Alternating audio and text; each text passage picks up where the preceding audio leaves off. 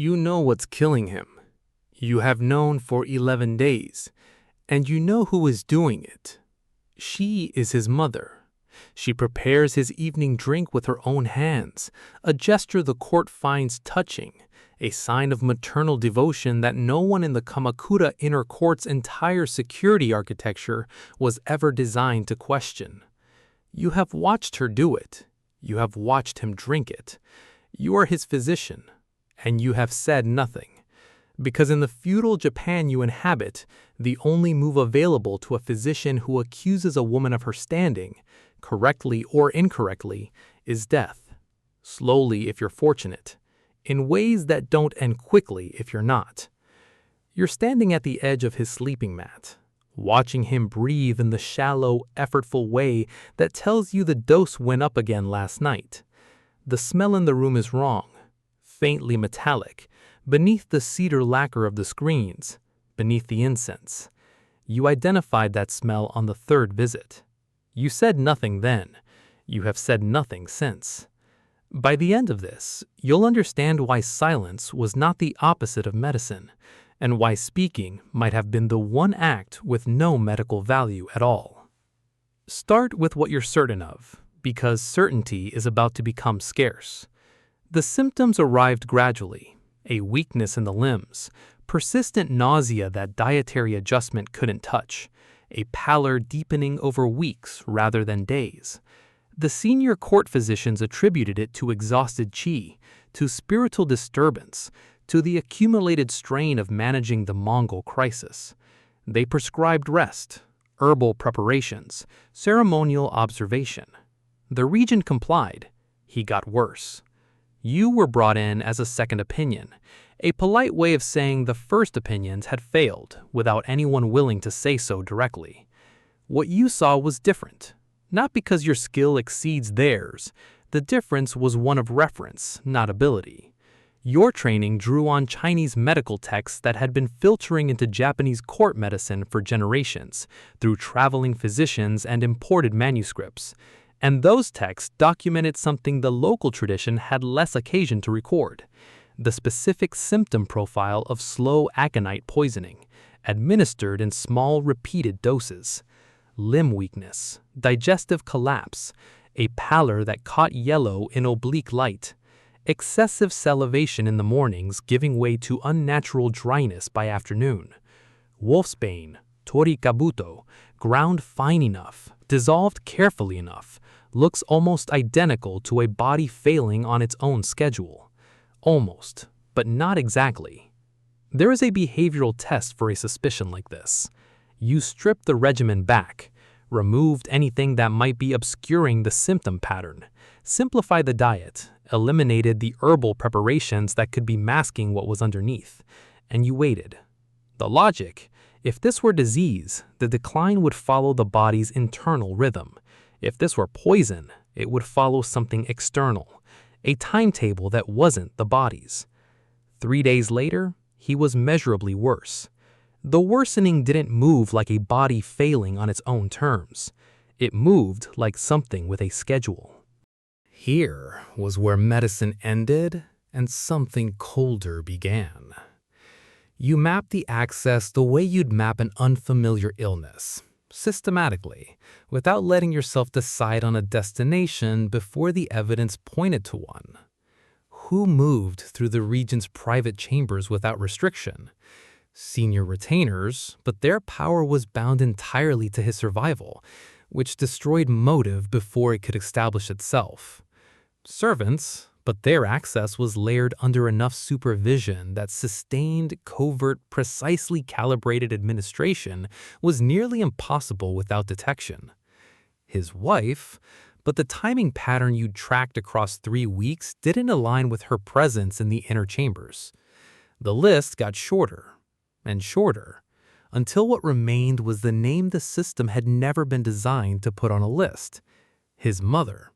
Unrestricted access, invisible to suspicion not by oversight but by design, because the entire architecture of court security had been built around the assumption that the category she occupied was beyond the scope of the question. She was his mother.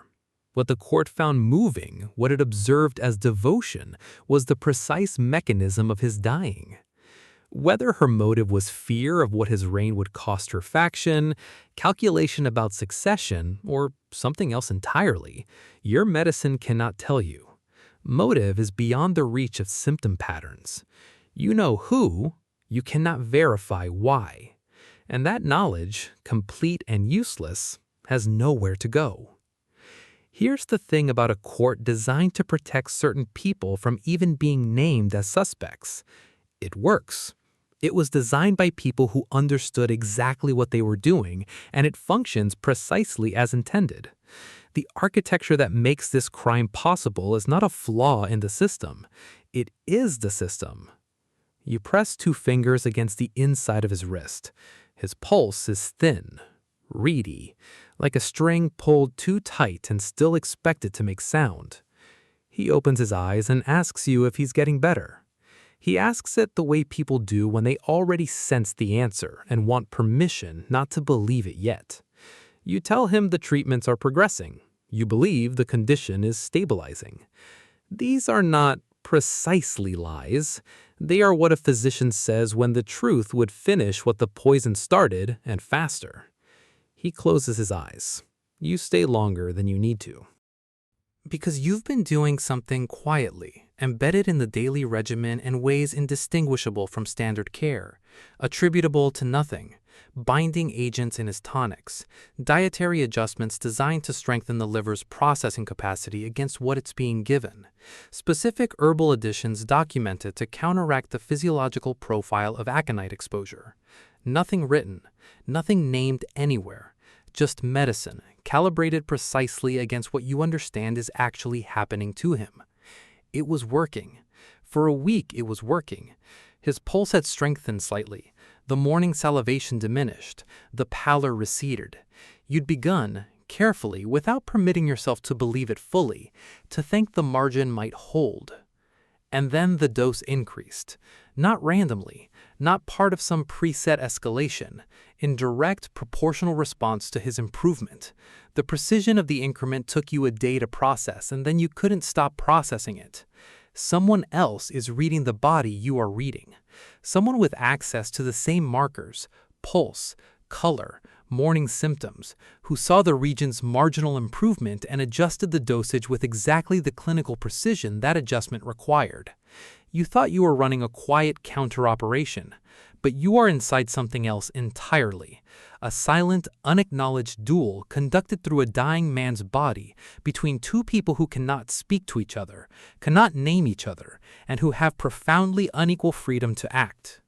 You thought your silence was caution, strategy, a neutral position. Silence in this court was never neutral. It was always a move. You just didn't understand until now that you'd been making it from the losing side. So you calculate. Not emotionally, you don't have that luxury. The way you calculate diagnoses, with everything you know, weighted against everything you can't verify, arriving at the most defensible position from a set of positions that are all bad. Speak. Bring the observations to another physician, to the inner court, to the regent himself. Picture what happens. You have no evidence that survives scrutiny without naming the source of the poison, which requires naming the poisoner, which is an accusation without proof against a woman whose untouchability is structural, not merely political. If you're wrong, you die. If you're right, you also die. The accusation fails and the poisoning continues once you're gone. The regent, told that his mother is killing him, is not a regent in that moment. He is a son.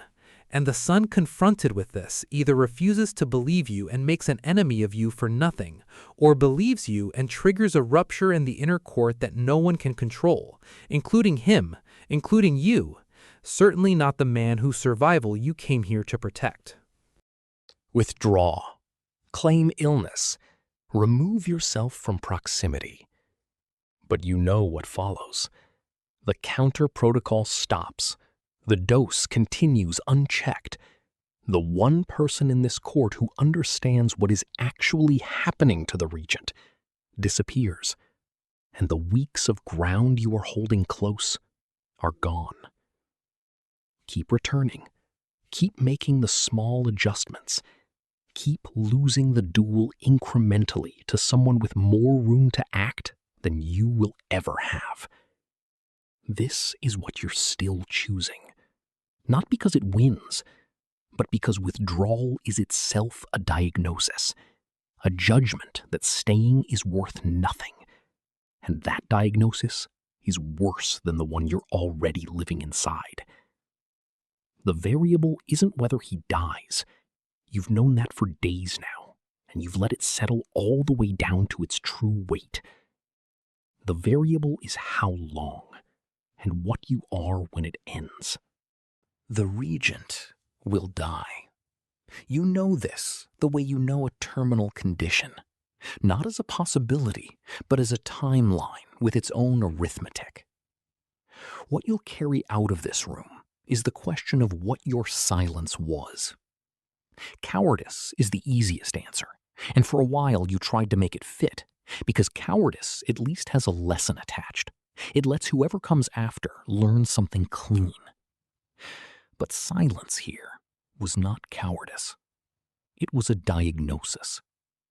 A physician reading a system the same way he reads a body, tracing where the pathology begins, identifying what the structure will tolerate and what it will reject, understanding that some interventions cause more damage than the condition they're meant to treat. The architecture that made this crime possible was not accidental. The court's security design had never been built to interrogate the category the regent's mother occupied. That was intentional. And a physician who misdiagnoses the system he's working inside makes the same category of error as a physician who misidentifies what's in the cup. Some conditions cannot be treated from inside the system that created them. The only remaining question is whether you stay and count or leave and stop. You press your fingers to his wrist one more time.